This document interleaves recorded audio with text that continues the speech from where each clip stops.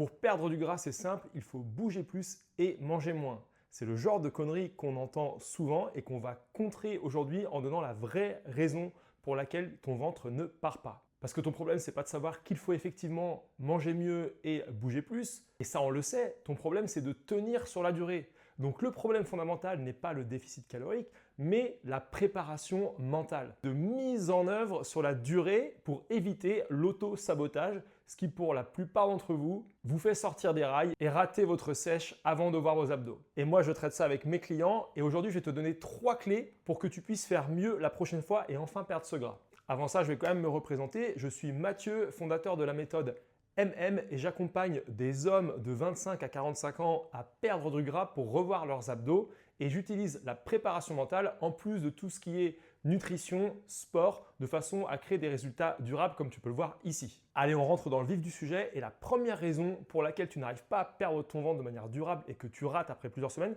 c'est la peur de l'échec ou la peur de la victoire. Et ça, c'est fait pour protéger ton ego parce que tu as peur du regard des autres qui risquent de changer en bien comme en mal. Et pour ça, ce qui va se passer, c'est que tu vas justifier de ne pas t'entraîner parce que ta journée a été trop difficile, parce qu'il y a eu tel événement. Et en fait, inconsciemment, tu vas trouver des raisons de ne pas appliquer ce qui pourtant fonctionnait pendant les 2-3 premières semaines. Donc, c'est parfois des mécanismes inconscients, mais la peur de l'échec ou la peur de la victoire peuvent te sortir des rails. Et ça, on va le combattre.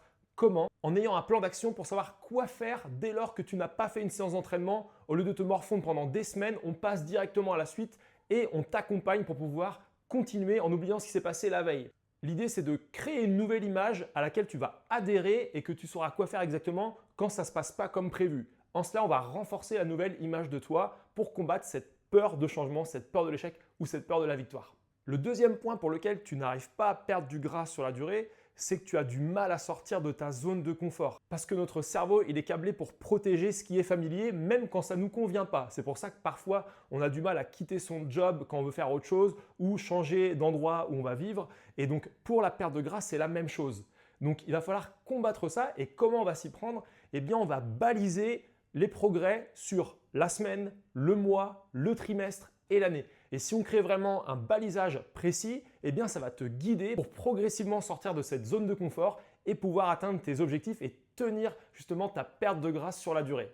Et enfin, le troisième point, celui qui ne te permet pas de perdre du ventre de manière durable, c'est briser les croyances limitantes. Ces croyances limitantes qui te pourrissent la vie et te conduisent à l'auto-sabotage, eh bien ça va être « oui, mais de toute façon, c'est la génétique ». Mais de toute façon, moi je suis fait comme ça et j'ai toujours été ceci et j'ai toujours été cela. Et ça vient polluer ton discours interne, la façon dont tu parles de toi-même. Ça, c'est quelque chose de très important en prépa mentale. Et donc, quand tu vas mettre en place ton déficit calorique modéré, plus de sport, devoir faire des changements, eh bien, on va aller briser ces croyances limitantes les unes après les autres. Comment? En te prouvant que tu progresses. Et en ça, mesurer la masse graisseuse et comment elle évolue, mesurer ton poids, mesurer tous les indicateurs importants va permettre du coup de te montrer qu'en fait tu peux changer et que ces croyances limitantes n'étaient seulement là pour te retenir et qu'avec un bon travail mis en place de preuves sociales, eh bien tu pourras voir que tu progresses et renforcer tes actions au quotidien pour aller chercher cette perte de gras et mieux revoir tes abdos.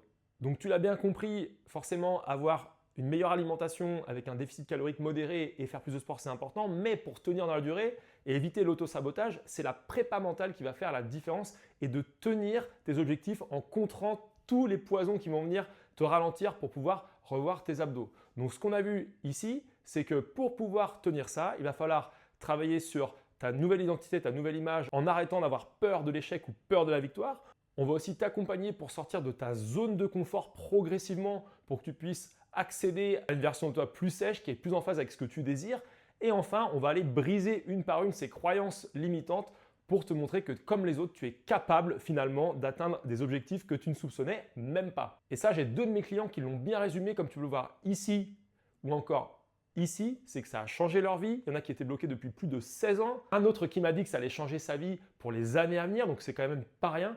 Et ce qui a fait la différence avec eux, c'est la prépa mentale. Donc si cette vidéo t'a apporté de la valeur, je t'encourage à t'abonner. Et tu peux regarder cette vidéo qui traite encore plus en détail de l'auto-sabotage. Et si tu te sens vraiment bloqué, tu m'envoies sabotage en message privé sur Instagram et on pourra étudier ta situation, éventuellement te proposer un appel pour faire un bilan sur ta situation. En tout cas, tu peux réussir, sache-le.